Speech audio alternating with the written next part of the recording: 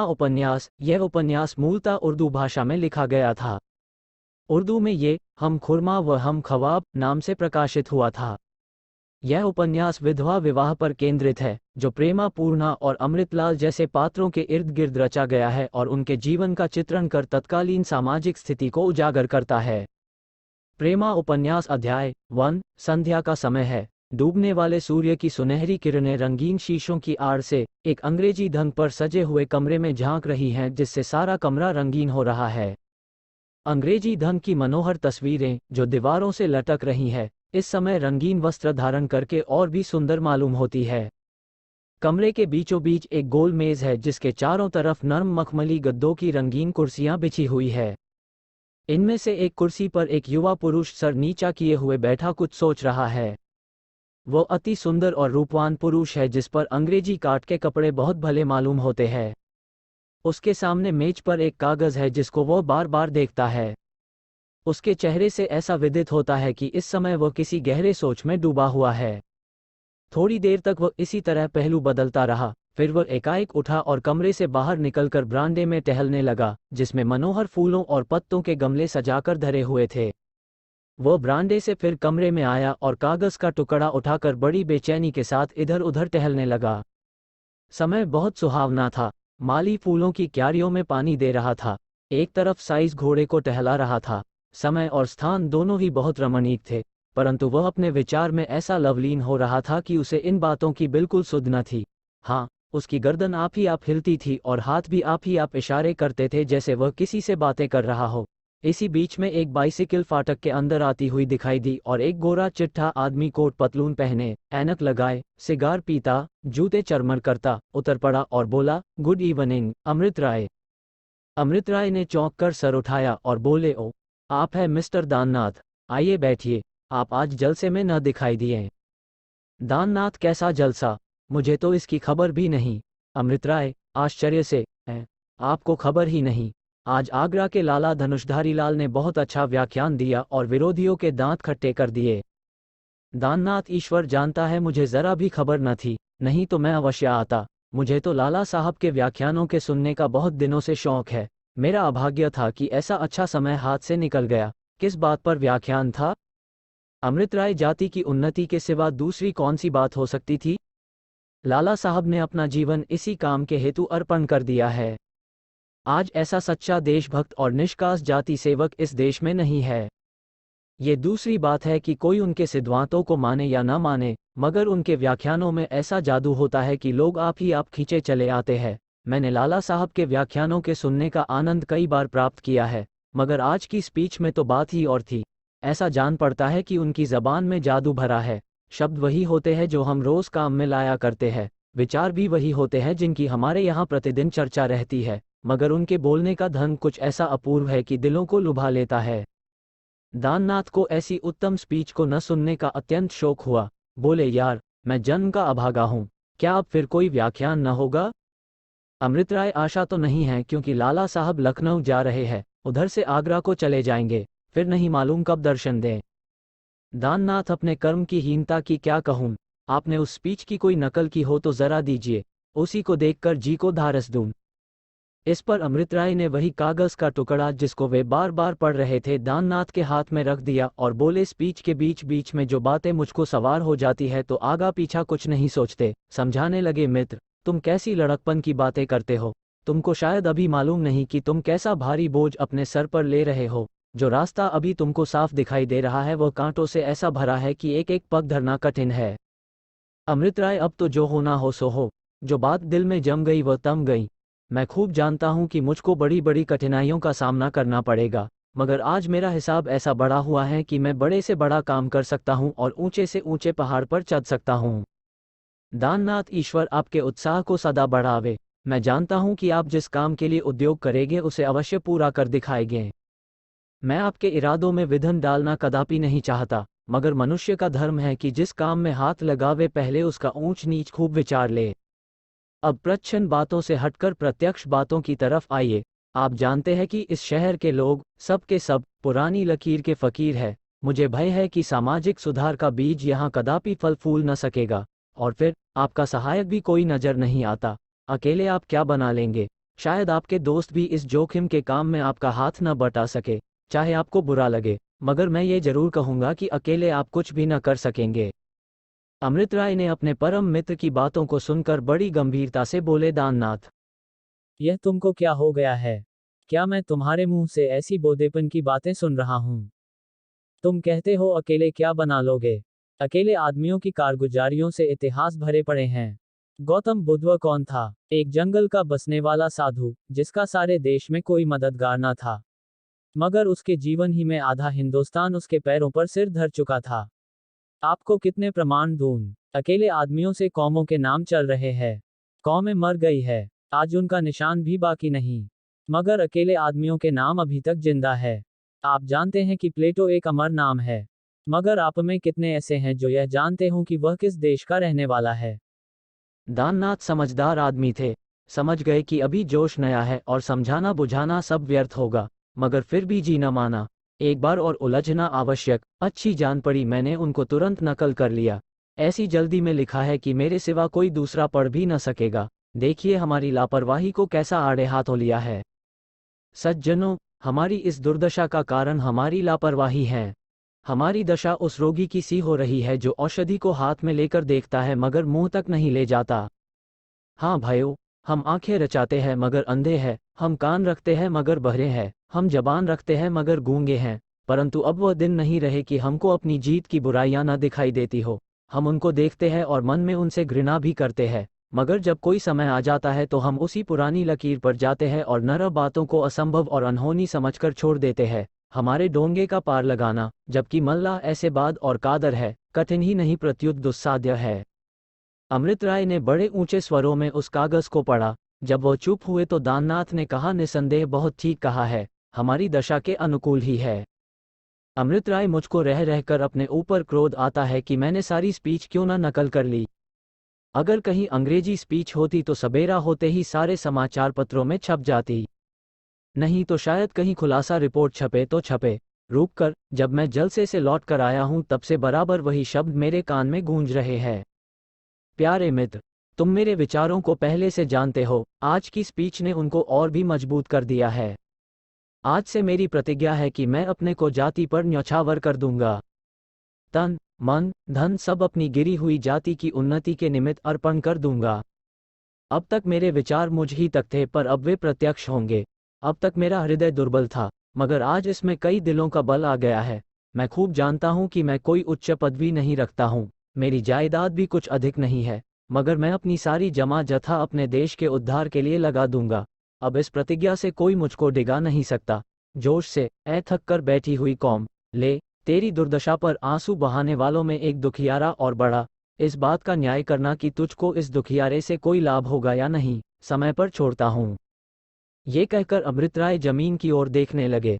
दाननाथ, जो उनके बचपन के साथी थे और उनके स्वभाव से भली भांति परिचित थे, कि जब उनको कोई धुन मालूम हुआ, बोले, अच्छा, मैंने मान लिया कि अकेले लोगों ने बड़े बड़े काम किए हैं और आप भी अपनी जाति का कुछ न कुछ भला कर लेंगे, मगर ये तो सोचिए कि आप उन लोगों को कितना दुख पहुंचाएंगे जिनका आपसे कोई नाता है। प्रेमा से बहुत जल्द आपका विवाह होने वाला है। आप जानते हैं कि उसके माँ बाप परले सिरे के कट्टर हिंदू है। जब उनको आपकी अंग्रेजी पोशाक और खाने पीने पर शिकायत है तो बतलाइए, जब आप सामाजिक सुधार पर कमर बांधेंगे तब उनका क्या हाल होगा। शायद आपको प्रेमा से हाथ धोना पड़े। दाननाथ का यह इशारा कलेजे में चुभ गया। 2-3 मिनट तक वह सन्नाटे में जमीन की तरफ ताकते रहे। जब सर उठाया तो आंखें लाल थीं और उनमें आंसू डबडबाए थे। बोले, मित्र, कौम की भलाई करना साधारण काम नहीं है। यद्यपि पहले मैंने इस विषय पर ध्यान न दिया था, फिर भी मेरा दिल इस वक्त ऐसा मजबूत हो रहा है कि जाति के लिए हर एक दुख भोगने को मैं कटिबद्ध हूँ। इसमें संदेह नहीं कि प्रेमा से मुझको बहुत ही प्रेम था। मैं उस पर जान देता था, और अगर कोई समय ऐसा आता कि मुझको उसका पति बनने का आनंद मिलता तो मैं साबित करता कि प्रेम इसको कहते हैं। मगर अब प्रेमा की मोहनी मूरत मुझ पर अपना जादू नहीं चला सकती। जो देश और जाति के नाम पर बिक गया, उसके दिल में कोई दूसरी चीज जगह नहीं पा सकती। देखिए, यह वह फोटो है जो अब तक बराबर मेरे सीने से लगा रहता था। आज इससे भी अलग होता हूँ। ये कहते कहते तस्वीर जेब से निकली और उसके पुर्जे पुर्जे कर डाले। प्रेमा को जब मालूम होगा कि अमृत राय अब जाति पर जान देने लगा, उसके दिन में अब किसी नवयौवना की जगह नहीं रही, तो वह मुझे क्षमा कर देगी। दाननाथ ने अपने दोस्त के हाथों से तस्वीर छीन लेना चाही, मगर न पा सके। बोले अमृतराय, बड़े शोक की बात है कि तुमने उस सुंदरी की तस्वीर की यह दशा की जिसको तुम खूब जानते हो कि तुम पर मोहित है। तुम कैसे निठुर हो। यह वही सुंदरी है जिससे शादी करने का तुम्हारे वैकुंठवासी पिता ने आग्रह किया था और तुमने खुद भी कई बार बात हारी। क्या तुम नहीं जानते कि विवाह का समय अब बहुत निकट आ गया है। ऐसे वक्त में तुम्हारा इस तरह मुंह मोड़ लेना उस बेचारी के लिए बहुत ही शोकदायक होगा। इन बातों को सुनकर अमृतराय का चेहरा बहुत मलिन हो गया। शायद वे इस तरह तस्वीर के फाड़ देने का कुछ पछतावा करने लगे, मगर जिस बात पर अड़ गए थे उस पर अड़े ही रहे। इन्हीं बातों में सूर्य अस्त हो गया, अंधेरा छा गया।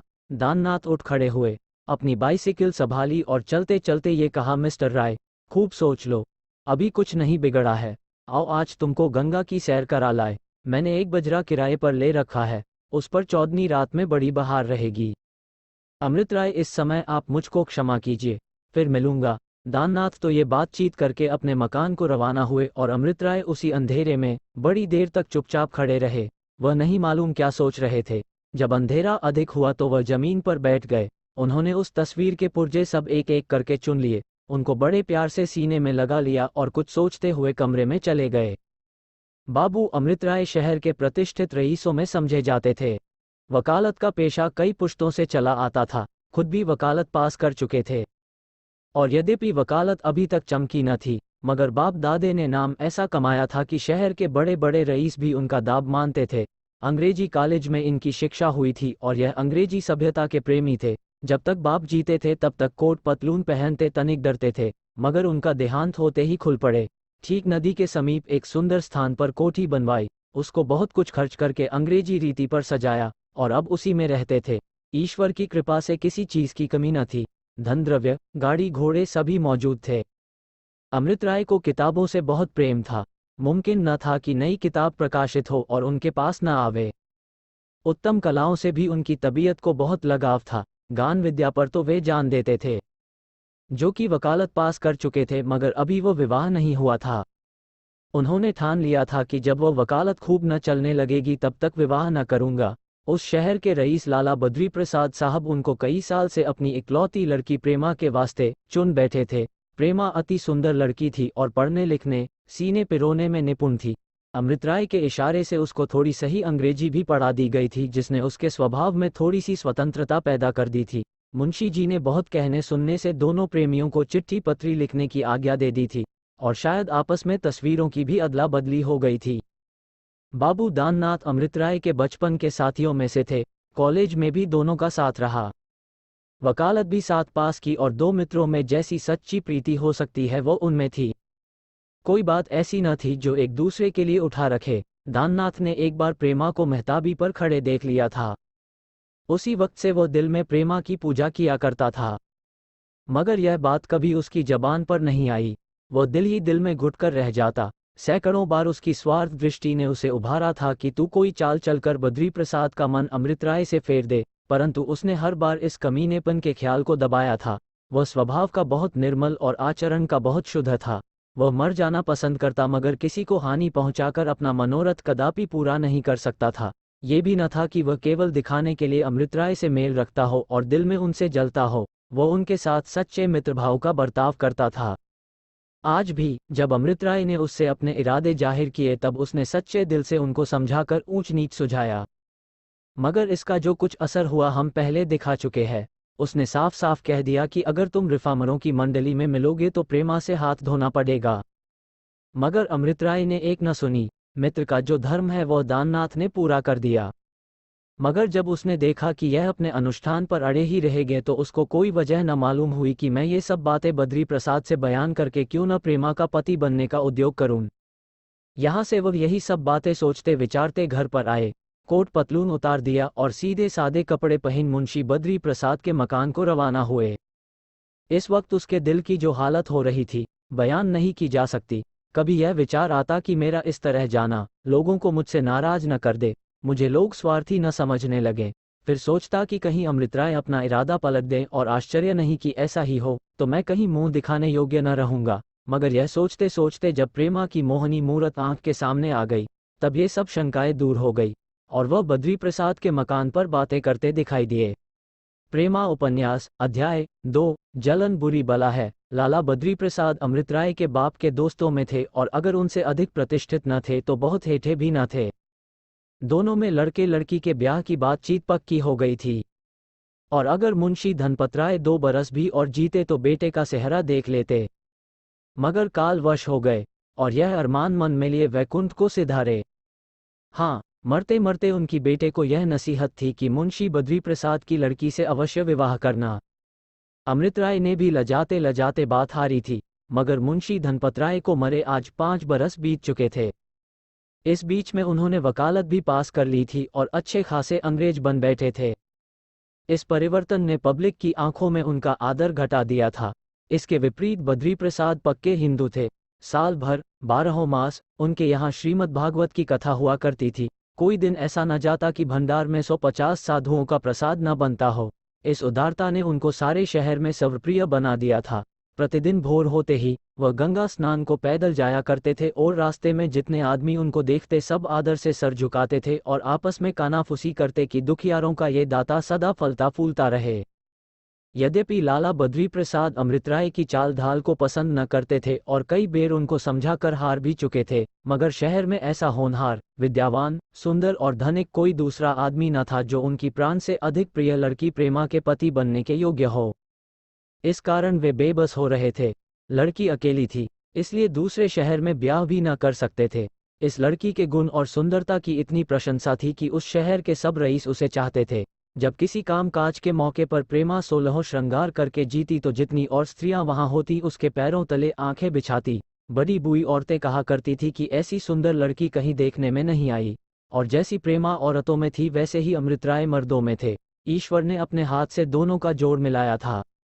हाँ, शहर के पुराने हिंदू लोग इस विवाह के खिलाफ थे। वह कहते कि अमृत राय सब गुण अगर सही मगर है तो ईसाई, उनसे प्रेमा जैसी लड़की का विवाह करना ठीक नहीं है। मुंशी जी के नातेदार लोग भी इस शादी के विरुद्ध थे। इसी खींचातानी में 5 बरस बीत चुके थे। अमृत राय भी कुछ बहुत उद्यम न मालूम होते थे, मगर इस साल मुंशी बद्री प्रसाद ने भी हियाब किया और अमृत राय भी मुस्तैद हुए और विवाह की साइत निश्चय की गई। अब दोनों तरफ तैयारियां हो रही थी। प्रेमा की मां अमृत राय के नाम पर बिकी हुई थी और लड़की के लिए अभी से गहने पाते बनवाने लगी थी कि निदान आज यह महाभयानक खबर पहुंची कि अमृत राय ईसाई हो गया है और उसका किसी मेम से विवाह हो रहा है। इस खबर ने मुंशी जी के दिल पर वही काम किया जो बिजली किसी हरे भरे पेड़ पर गिरकर करती है। वे बूढ़े तो थे ही, इस धक्के को न सह सके और पछाड़ खाकर जमीन पर गिर पड़े। उनका बेसुध होना था कि सारा भीतर बाहर एक हो गया। तमाम नौकर चाकर अपने पराये इकट्ठे हो गए और क्या हुआ का शोर मचने लगा। अब जिसको देखिए यही कहता फिरता है कि अमृत राय ईसाई हो गया है। कोई कहता है थाने में रपट करो, कोई कहता है चलकर मारपीट करो। बाहर से दम ही दम में अंदर खबर पहुंची, वहां भी कोहराम मच गया। प्रेमा की मां बेचारी बहुत दिनों से बीमार थी और उन्हीं की जिद थी कि बेटी की शादी जहां तक जल्द हो जाए अच्छा है। यद्यपि वो पुराने विचार की बूढ़ी औरत थी और उनको प्रेमा का अमृत राय के पास प्रेम पत्र भेजना एक आंख न भाता था, तथापि जब से उन्होंने उनको एक बार अपने आंगन में खड़े देख लिया था तब से उनको यही धुन सवार थी कि मेरी आंखों की तारा का विवाह हो तो उन्हीं से हो। वो इस वक्त बैठी हुई बेटी से बातचीत कर रही थी कि बाहर से ये खबर पहुंची। वो अमृत राय को अपना दामाद समझने लगी थी और कुछ तो न हो सका बेटी को गले लगाकर रोने लगी। प्रेमा ने आंसू को रोकना चाहा मगर न रोक सकी। उसकी बरसों की संचित आशारूपी बेल क्षण मात्र में कुम्हला गई। हाय, उससे रोया भी न गया। चित व्याकुल हो गया। मां को रोती छोड़ वह अपने कमरे में आई, चारपाई पर धम से गिर पड़ी। जबान से केवल इतना निकला कि नारायण, अब कैसे जीऊंगी, और उसके भी होश जाते रहे। तमाम धर की लौड़ियां उस पर जान देती थी। सब की सब एकत्र हो गईं और अमृत राय को हत्यारे और पापी की पदवियां दी जाने लगी। अगर घर में कोई ऐसा था कि जिसको अमृत राय के ईसाई होने का विश्वास न आया तो वह प्रेमा के भाई बाबू कमला प्रसाद थे। बाबू साहब बड़े समझदार आदमी थे। उन्होंने अमृत राय के कई लेख मासिक पत्रों में देखे थे जिनमें ईसाई मत का खंडन किया गया था, और हिंदू धर्म की महिमा नाम की जो पुस्तक उन्होंने लिखी थी उसकी तो बड़े बड़े पंडितों ने तारीफ की थी। फिर कैसे मुमकिन था कि एकदम उनके ख्याल पलट जाते और वह ईसाई मत धारण कर लेते। कमला प्रसाद यही सोच रहे थे कि दाननाथ आते दिखाई दिए। उनके चेहरे से घबराहट बरस रही थी। कमला प्रसाद ने उनको बड़े आदर से बैठाया और पूछने लगे, यार, ये खबर कहाँ से उड़ी? मुझे तो विश्वास नहीं आता। दाननाथ, विश्वास आने की कोई बात भी तो हो। अमृत राय का ईसाई होना असंभव है। हाँ, वो रिफॉर्म मंडली में जा मिले हैं। मुझसे भूल हो गई कि यही बात तुमसे न कही। कमला प्रसाद, तो क्या तुमने लाला जी से ये कह दिया? दाननाथ ने संकोच से सर झुकाकर कहा, यही तो भूल हो गई। मेरी अक्ल पर पत्थर पड़ गए थे। आज शाम को जब अमृत राय से मुलाकात करने गया तो उन्होंने बात बात में कहा कि अब मैं शादी न करूंगा। मैंने कुछ न सोचा विचारा और यह बात आकर मुंशी जी से कह दी। अगर मुझको यह मालूम होता कि इस बात का ये बतंगड़ हो जाएगा तो मैं कभी न कहता। आप जानते हैं कि अमृत राय मेरे परम मित्र है। मैंने जो ये संदेशा पहुंचाया तो इससे किसी की बुराई करने का आशय न था। मैंने केवल भलाई की नीयत से यह बात कही थी। क्या कहूँ? मुंशी जी तो ये बात सुनते ही जोर से चिल्ला उठे, वो ईसाई हो गया। मैंने बहुतेरा अपना मतलब समझाया मगर कौन सुनता है। वह यही कहते मूर्छा खाकर गिर पड़े। कमला प्रसाद ये सुनते ही लपक कर अपने पिता के पास पहुंचे। वो अभी तक बेसुध थे। उनको होश में लाए और दाननाथ का मतलब समझाया और फिर घर में पहुंचे।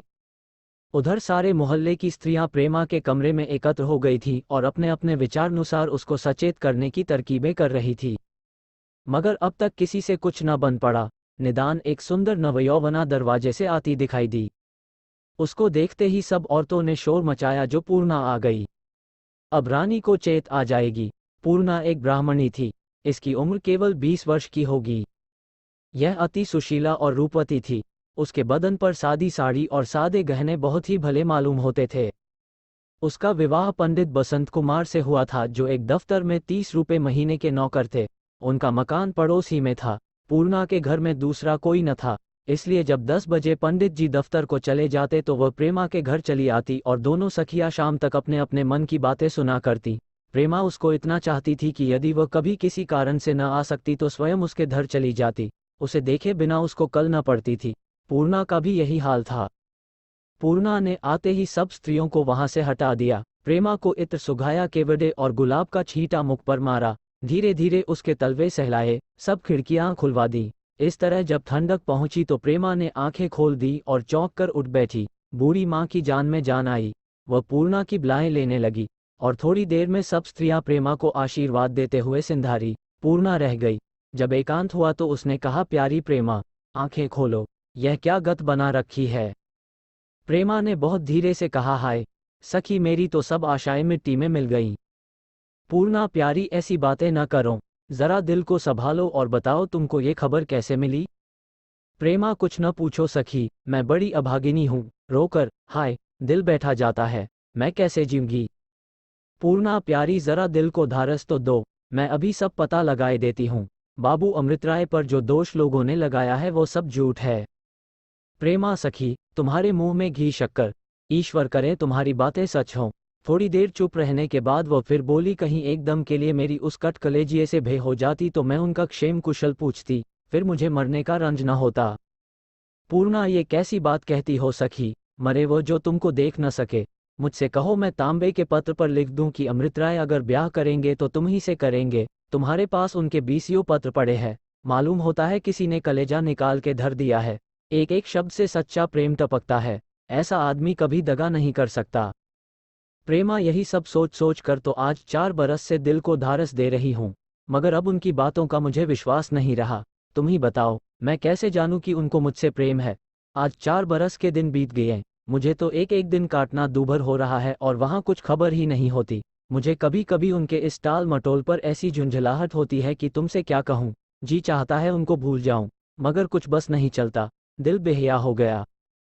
यहाँ अभी यही बातें हो रही थी कि बाबू कमला प्रसाद कमरे में दाखिल हुए। उनको देखते ही पूर्णा ने घूंघट निकाल ली और प्रेमा ले भी चट आंखों से आंसू पोंछ लिए और संभल बैठी। कमला प्रसाद, प्रेमा, तुम भी कैसी नादान हो, ऐसी बातों पर तुमको विश्वास क्यों कर आ गया? इतना सुनना था कि प्रेमा का मुखड़ा गुलाब की तरह खिल गया। हर्ष के मारे आंखें चमकने लगी। पूर्णा ने आहिस्ता से उसकी एक उंगली दबाई। दोनों के दिल धड़कने लगे कि देखें ये क्या कहते हैं। कमला प्रसाद, बात केवल इतनी हुई कि घंटा भर हुआ लाला जी के पास बाबू दाननाथ आए हुए थे। शादी ब्याह की चर्चा होने लगी तो बाबू साहब ने कहा कि मुझे तो बाबू अमृत राय के इरादे इस साल भी पक्के नहीं मालूम होते।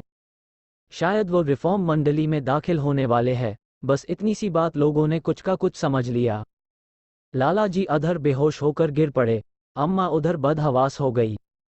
अब जब तक उनको संभालूं कि सारे घर में कोलाहल होने लगा। ईसाई होना क्या कोई दिल लगी है, और फिर उनको इसकी जरूरत ही क्या है। पूजा पाठ तो वह करते नहीं तो उन्हें क्या कुत्ते ने काटा है कि अपना मत छोड़कर निक्कू बने। ऐसी बेसर पैर की बातों पर एतबार नहीं करना चाहिए। लो अब मुंह धो डालो। हंसी खुशी की बातचीत की। मुझे तुम्हारे रोने धोने से बहुत रंज हुआ। ये कहकर बाबू कमला प्रसाद बाहर चले गए और पूर्णा ने हंसकर कहा, सुना कुछ मैं जो कहती थी कि यह सब झूठ है। ले अब मुंह मीठा करावो। प्रेमा ने प्रफुल्लित होकर पूर्णा को छाती से लिपटा लिया और उसके पतले पतले होठों को चूमकर बोली, मुंह मीठा हुआ या और लोगी? पूर्णा, यह मिठाइयाँ रख छोड़ो उनके वास्ते जिनकी निठुराई पर अभी कुड़ रही थी। मेरे लिए तो आगरा वाले की दुकान की ताजी ताजी अमृतियाँ चाहिए। प्रेमा, अच्छा अब की उनको चिट्ठी लिखूंगी तो लिख दूंगी कि पूर्णा आपसे अमृतियाँ मांगती है। पूर्णा, तुम क्या लिखोगी? हाँ, मैं आज का सारा वृतांत लिखूंगी। ऐसा ऐसा बनाऊंगी कि तुम भी क्या याद करो, सारी कलई खोल दूंगी। प्रेमा लजाकर, अच्छा रहने दीजिए ये सब दिल लगी। सच मानो पूर्णा, अगर आज की कोई बात तुमने लिखी तो फिर मैं तुमसे कभी ना बोलूंगी। पूर्णा, बोलो या ना बोलो, मगर मैं लिखूंगी जरूर। इसके लिए तो उनसे जो चाहूंगी ले लूंगी। बस इतना ही लिख दूंगी कि प्रेमा को अब बहुत न तरसाइए। प्रेमा बात काटकर, अच्छा लिखिएगा तो देखूंगी। पंडित जी से कहकर वह दुर्गत कराओं की सारी शरारत भूल जाओ। मालूम होता है उन्होंने तुम्हें बहुत सर चढ़ा रखा है। अभी दोनों सखियां जी भर कर खुश न होने पाई थी कि उनको रंज पहुंचाने का फिर सामान हो गया। प्रेमा की भावज अपनी नंद से हरदम जला करती थी, अपने सास ससुर से यहाँ तक कि पति से भी क्रुद्ध रहती कि प्रेमा में ऐसे कौन से चांद लगे कि सारा घराना उन पर निछावर होने को तैयार रहता है। उनका आदर सब क्यों करते हैं, मेरी बात तक कोई नहीं पूछता। मैं उनसे किसी बात में कम नहीं हूँ। गोरेपन में, सुंदरता में, श्रृंगार में मेरा नंबर उनसे बराबर बढ़ा चढ़ा रहता है। हाँ, वो पढ़ी लिखी है, मैं बोई इस गुण को नहीं जानती। उन्हें तो मर्दों में मिलना है, नौकरी चाकरी करना है। मुझ बेचारी के भाग में तो घर का कामकाज करना ही बदा है।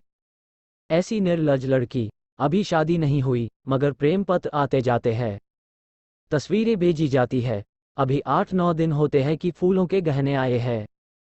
आंखों का पानी मर गया है, और ऐसी कुलवंती पर सारा कुनबा जान देता है। प्रेमा उनके ताने और उनकी बोली थोलियों को हंसी में उड़ा दिया करती और अपने भाई के खातिर भावज को खुश रखने की फिक्र में रहती थी। मगर भाभी का मुंह उससे हरदम फूला रहता। आज उन्होंने जो ही सुना कि अमृतराय ईसाई हो गए हैं तो मारे खुशी के फूल ही नहीं समाये। मुस्कुराते, मचलते, मटकते प्रेमा के कमरे में पहुंची और बनावट की हंसी हंसकर बोली, क्यों रानी, आज तो बात खुल गई। प्रेमा ने यह सुनकर लाज से सर झुका लिया, मगर पूर्णा बोली, सारा भांडा फूट गया। ऐसी भी क्या कोई लड़की मर्दों पर फिसले। प्रेमा ने लजाते हुए जवाब दिया, जाओ तुम लोगों की बला से, मुझसे मत उलझो। भाभी, नहीं नहीं, दिल लगी की बात नहीं। मर्द सदा के कट कलेजी होते हैं, उनके दिल में प्रेम होता ही नहीं। उनका जरा सा सर धमके तो हम खाना पीना त्याग देते हैं, मगर हम मर ही क्यों ना जाए उनको जरा भी परवाह नहीं होती। सच है, मर्द का कलेजा काट का। पूर्णा भाभी, तुम बहुत ठीक कहती हो। मर्दों का कलेजा सचमुच काट का होता है।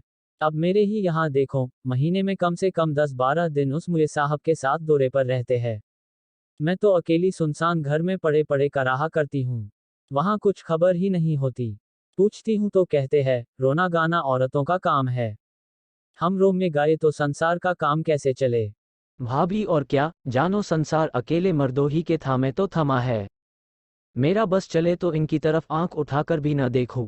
अब आज ही देखो, बाबू अमृतराय का करतब खुला तो रानी ने अपनी कैसी गद बना डाली। मुस्करा कर, इनके प्रेम का तो ये हाल है और वहां 4 वर्ष से हीला हवाला करते चले आते हैं।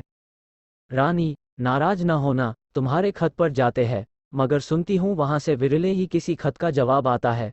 ऐसे निमोहियों से कोई क्या प्रेम करे। मेरा तो ऐसों से जी जलता है।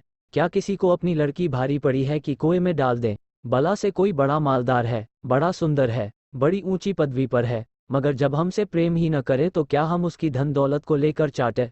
संसार में एक से एक लाल पड़े हैं, और प्रेमा जैसी दुल्हन के वास्ते दुल्हों का काल।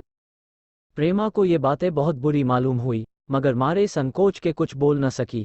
हाँ, पूर्णा ने जवाब दिया, नहीं भाभी, तुम बाबू अमृतराय पर अन्याय कर रही हो। उनको प्रेमा से सच्चा प्रेम है, उनमें और दूसरे मर्दों में बड़ा भेद है।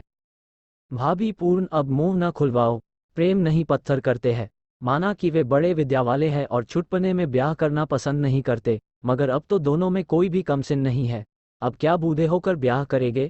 मैं तो बात सच कहूंगी, उनकी ब्याह करने की चेष्टा ही नहीं है, टालमटोल से काम निकालना चाहते हैं। यही ब्याह के लक्षण है कि प्रेमा ने जो तस्वीर भेजी थी वह टुकड़े टुकड़े करके पैरों तले कुचल डाली। मैं तो ऐसे आदमी का मुंह भी न देखूं। प्रेमा ने अपनी भावज को मुस्कराते हुए आते देखकर ही समझ लिया था कि कुशल नहीं है। जब यह मुस्कराती है तो अवश्य कोई न कोई आग लगाती है। वह उनकी बातचीत का ढंग देखकर सहमी जाती थी कि देखे यह क्या सुनावनी सुनाती है। भाभी की यह बात तीर की तरह कलेजे के पार हो गई। हक्का बक्का होकर उसकी तरफ ताकने लगी, मगर पूना को विश्वास न आया। बोली, यह क्या अनर्थ करती हो भाभी? भैया अभी आए थे, उन्होंने इसकी कुछ भी चर्चा नहीं की। मैं तो जानती हूँ कि पहली बात की तरह ये भी झूठी है। यह असंभव है कि वह अपनी प्रेमा की तस्वीर की ऐसी दुर्गत करे। भाभी, तुम्हारे न पति याने को मैं क्या करूं, मगर यह बात तुम्हारे भैया खुद मुझसे कह रहे थे। और फिर इसमें बात ही कौन सी है? आज ही तस्वीर मंगा भेजो, देखो क्या जवाब देते हैं। अगर यह बात झूठी होगी तो अवश्य तस्वीर भेज देंगे, या कम से कम इतना तो कहेंगे कि यह बात झूठी है। अब पूर्णा को भी कोई जवाब न सूझा, वह चुप हो गई। प्रेमा कुछ न बोली, उसकी आंखों से आंसुओं की धारा बह निकली। भावच का चेहरा नंद की इस दशा पर खिल गया। वह अत्यंत हर्षित होकर अपने कमरे में आई, दर्पण में मुंह देखा और आप ही आप मग्न होकर बोली, ये घाव अब कुछ दिनों में भरेगा। यदि आप वीडियो अभी भी देख रहे हो तो प्लीज चैनल को सब्सक्राइब करें एवं वीडियो को लाइक करें। थैंक्स, मिलते हैं अगले पार्ट में, तब तक के लिए बाय बाय।